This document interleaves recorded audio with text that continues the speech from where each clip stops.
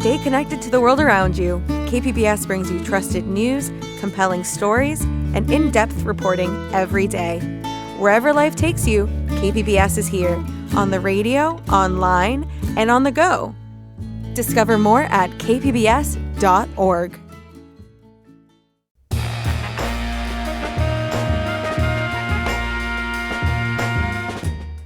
Welcome in San Diego. It's Jade Hindman. On today's show, how seniors are coping with the uncertainty around SNAP benefits. This is KPBS Midday Edition, connecting our communities through conversation.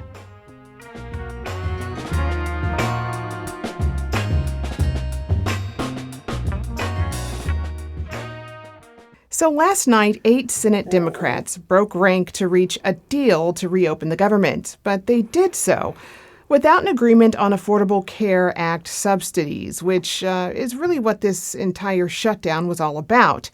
And that has actually created a rift within the Democratic Party. California Governor Gavin Newsom had sharp criticism in a post on X last night where he wrote, quote, "Tonight's Senate vote on the federal government shutdown should have been a time for strength. Instead, we saw capitulation and a betrayal of working Americans. The American people need more from their leaders," end quote.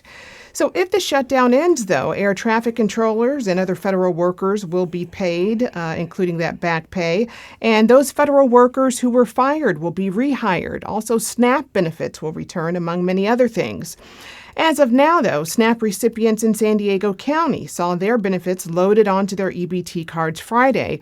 But even that's not guaranteed, as court battles still wage over funding for the program. In all of this, seniors in particular have been hit hard by all the uncertainty around SNAP. According to the National Council on Aging, SNAP is the largest hunger safety net program for older adults in the country experiencing food insecurity. And of the 400,000 people in San Diego who get SNAP, nearly 1/4 are seniors. My next two guests are here to talk about the impact on seniors in our community and how they're working to fill in the gaps. Deborah Martin is the executive director and CEO of the nonprofit ElderHelp, and Brent Wakefield is the president and CEO of Meals on Wheels, which delivers food to homebound seniors and veterans. Deb, Brent, welcome to you both. Thank you, Jade. Great to be here. Thank you, Jade. Yeah, so glad to have you both here in studio. There's been a lot of back and forth over SNAP in the past few weeks. The shutdown is one step closer to ending, but there are still these battles over funding to the program. What's your reaction to the latest news, and how have you been keeping up, Deb? Well, keeping up, that's a great question. I mean, even right before we walked into the studio, we were checking our phones for any updates.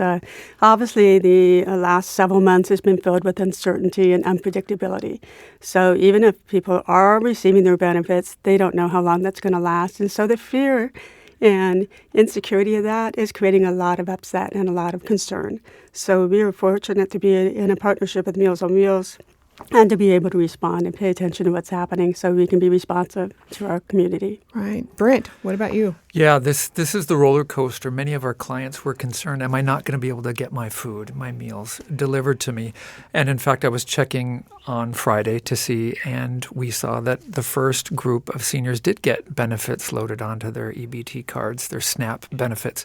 And then I checked in this morning to make sure they hadn't taken those because they were giving that mandate, right? You need to take those money back just to be sure that those funds were still there. And they were still there. And luckily, also the second group of people who received those benefits between the 8th and the 10th had received those benefits. So we're noting that those benefits are there. But for us, we're doing 2,200 home-delivered clients a day across the county. And when you're a homebound senior, I think one of the things that people need to realize is not only are you reliant on a nonprofit to bring you that food, but if those funds go away, you can't rally, get in your car and go somewhere else, try to do what you can, get another job. Right? These are seniors. They're homebound. And so their alternatives are already what we're providing them. There aren't any other alternatives for them. And I think that, to remember that. So we have 133 clients that are each day paying with their EBT cards to get those meals. And we are committed to continuing to give those meals even if those funds are taken away, and our board has agreed to that as well. And our partnerships with people like organizations like ElderHelp, who provide these other more than a meal wraparound services are critical in a moment of increased insecurity, both nutrition insecurity and then where am I going to have my needs met. Well, Deb, I'm curious for you, what portion of the seniors you serve rely on SNAP benefits? We have a pretty good number that rely. I would say probably about 15% currently that we know. Almost all of our clients are on a fixed income. Rely mostly on social, which doesn't begin to cover their average basic daily needs of rent, medical, et cetera. We are just in the last week getting a lot of calls with people who saw their SNAP benefits go away. We do a lot of grocery shopping for our clients with them and also for them. Several of them called to cancel their appointments because they no longer had money to buy groceries. And we also have a food pantry that we pulled together in COVID, which we've continued on because it helps fill gaps in the types of clients who want their own food to prepare their own meals. So we did emergency deliveries to several of those clients through our pantry to replace the grocery shopping that they weren't able to get. So we're still just getting, we also have pantries into over 55 low-income buildings that we provide resident services to. Those pantries have been phenomenal in responding to the late surge and the emergency needs of the residents in both of those buildings as well. Both of your organizations have been fielding a lot of questions from seniors and their caregivers about SNAP. Deb, you mentioned getting an increase in calls. In fact, food-related calls for 211 actually went up 170% last week. So what are you hearing from seniors? I mean, how are they feeling? Well, that's a great question about the fear of this. There's just fear. There's a lot of confusion. There's a lot of misinformation, or it's changing so quickly. It's very difficult for them to stay up on it.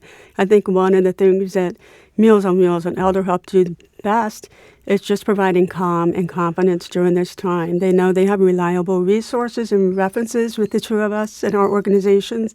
We're going to be there to help maintain the continuity of what's happening in their lives, to allay their concerns about their food and all of their services, social, Medi-Cal, Medicare, you name it. And all we can do is handle the huge volume of calls that we get every year and reassure them that we will be here in some way for them. Brent, what are you hearing? Same thing. It's clients and it's volunteers. You can imagine our volunteers do this because they greatly care about our mission and they're passionate about the clients that we're serving. And 70% of our volunteers are seniors themselves. So we have 3,000 volunteers in San Diego County, and each day 150 of them are delivering meals to homebound seniors. And so both the volunteers and the clients have been anxious about this and what it means. Now, we reassure them, like we've said, we've been here doing this every day for 65 years in San Diego's community. In fact, we share a 65-year anniversary with KPBS, by the way. Oh, yay. Yeah, there you go. And we're going to be here for 65 more, and it's because of these volunteers. They save us over $4 million a year. And so what we're doing right now is we're reaching out to them. We're showing them through our actions. We're letting them know that if supplements go away, we will still be there. We will continue to fundraise, et cetera, to meet their daily needs. And we do this from the beaches to Borrego, from the border all the way up to Camp Pendleton, every day. And so it's just reassuring right now. I think that's really important to do for these people. And then they see the partnerships and how we grow. Actually, for our clients that have SNAP, if they don't have SNAP and they qualify, Feeding San Diego is a partnership that we refer them to. So we send them to Feeding San Diego and they onboard them to the SNAP program. So these types of programs are really critical right now, these partnerships as we grow, because not only do we have to meet the need of today, we're actually in a phase of growing at a time when funding is being cut or stripped in certain areas. We have to grow because the senior population is growing. So not only are we audacious in doing what we continue to do every day, but even more so by actually having to grow and expand our services day by day. Deb, you had something you wanted to add? Yeah, I just want a great point on the partnerships. Also Feeding San Diego, but San Diego Food Bank's done an amazing job trying to deal with the cutbacks that they've had. They've actually increased food and gotten donations, so we're picking up a lot more food from them every Monday, putting it into our pantry, distributing it to all of our clients. We have partnerships in North County with Senior Gleaners. Brother Benno's, also another great nonprofit up in North County, providing food and support. And so everyone's trying to come together, and I think what we've seen especially is the communities rallying to help these isolated seniors who rely on food security.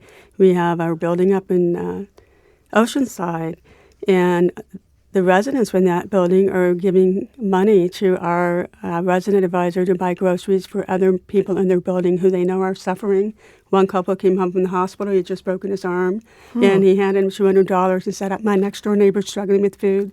Don't tell her I gave you this money, but please try and get her some groceries when you can." So we're seeing an amazing community of people coming together. For some reason, food security really resonates with people. It's something tangible they can really hold on to. Yeah. Well, Brent mentioned how funding for Meals on Wheels, like federal funding, is being threatened. How is Elder Help and the clients you're serving feeling those impacts? We have lost some contracts due to federal funding, not necessarily food specific, but we are seeing a downturn in that. Right now, I think we have a couple of foundation partners who have stepped up to provide extra funds to us to be responsive to our clientele.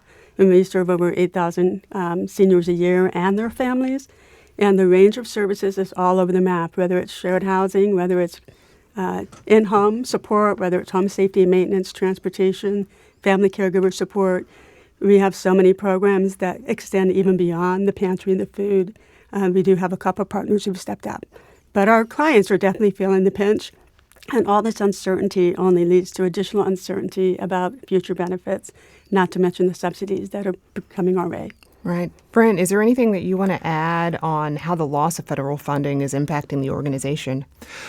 Yes, I think a real tangible for us is that these foundations that we go to typically every year for funding important grants, they've told me, the grant officers, that they're seeing a 100 or 200% increase in applications since federal funding has been cut down. So what that means to us is that we are competing with more people for these resources. And, seniors have spent a lifetime contributing to our communities and our economies, and providing them for them is not charity. I think what Deb and I want to say, helping seniors is not charity. It's justice, it's fairness, it's dignity. And I think our community knows that. I think when people hear that somebody grants a benefit onto a card and then says, "I'm going to take that away now," because it's not expedient for my negotiation processes right now, it's not a message that anybody wants to hear. And so we get kind of exercised about this because we think that these clients have been here for us as a country, as a community, and it's time for us to be here for them. And you say that because that's where the current court case is, right? Correct. Explain that a little bit. Yeah. So what's happening right now is we're waiting to see if we can get these benefits kind of installed permanently. We don't have to worry about them anymore, right? They said, it went to a federal court that said, okay, you don't have the right, put the money back on the EBT cards. They did that, and then literally, so that was Friday, so we're celebrating Friday. Friday evening, I open up my phone at 7 p.m. and I see that, nope, you've got to take it back now. So are we actually going to rake back funds for somebody who was already anxious about it and say, "I'm sorry, just kidding, trick. We got to have these funds back now. You're nutrition insecure again. You thought you had fixed this problem at least for the month. Well, not right now." I mean, what kind of game is that, honestly?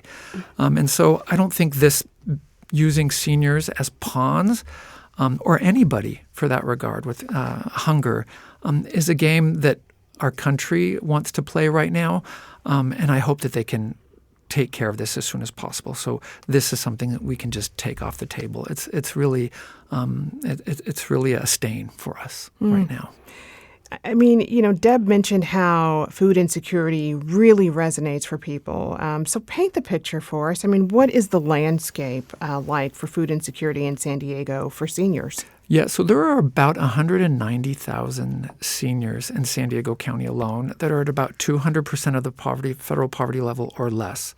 So this is 900,000 seniors that are making less than $32,000 a year. So many of those are making less than $20,000 a year.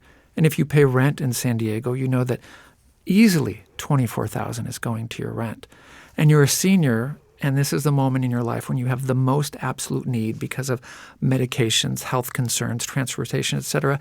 And if you are lucky, if you're one of those 190,000 people, you're lucky if you have $6,000 a year left for all of your expenses, food, medication, transportation, everything.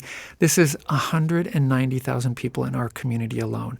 So this is data that we get in partnership with San Diego Hunger Coalition.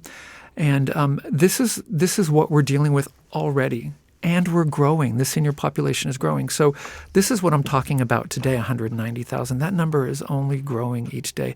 So we have to get ready. We have to be prepared. And we have to stop playing games and using people and hunger as pawns in those games. I mean, Deb, what about you? I mean, against the backdrop of all of this uncertainty, this back and forth with the Trump administration now sort of asking that these funds be clawed back, what is the landscape like from your perspective? Well, I mean, I second everything that Brent says. I think that to use food as a negotiating tactic in everything that's going on right now in this world it's unsupportable.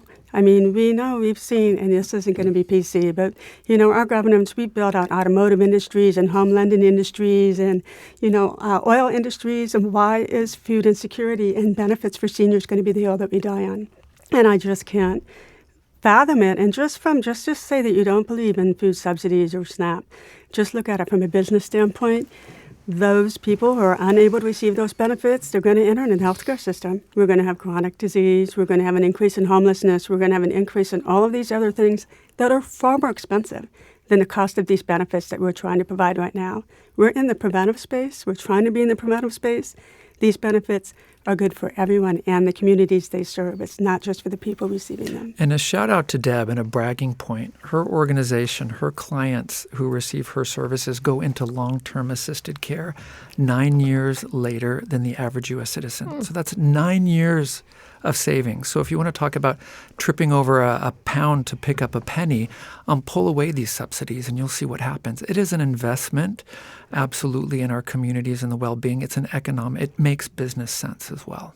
In the last minute that we have here, what resources can people turn to if they're looking for food assistance and help in general? Where can they find you all? We are at San Diego mealsonwheels.org. And Deb? We are elderhelpofsandiego.org, and we have partnerships, Meals on Wheels and ElderHelp share space. We have partnerships with all the nonprofits in town to get services to our community. All right. Any general resources? I think it's it. Call, and I want to shout out to people to check in on the seniors around you. Could it be a relative, a neighbor, and make sure that they have what they need and have an honest conversation if not. And you can refer them to us. 211 is also a great information source. They're our community information source, so they have all of our numbers and contacts as well. All right. Deb, I'll let you have the last word Well, here. I just say if we don't have it, we'll find it. And I think we are all working together. We want to make sure we provide a valuable, usable resource to anybody who calls in. And just give us a call. We'll figure it out. That's what we're here for. And we're just full of gratitude for not only our partnership with Meals on Wheels and all the nonprofits in town trying to hold the ground while we deal with this constantly moving landscape. All right. Well, great advice and great conversation here. I've been speaking with Deborah Martin, Executive Director and CEO of the nonprofit ElderHelp, and Brent Wakefield, President and CEO of Meals on Wheels. We'll also be including a list of those resources mentioned at kpbs.org/midday. Deb, Brent, thank you so very much. Thank you, Jade. Thank you, Jade. Stay connected to the world around you. KPBS brings you trusted news, compelling stories, and in-depth reporting every day. Wherever life takes you, KPBS is here, on the radio, online, and on the go. Discover more at kpbs.org.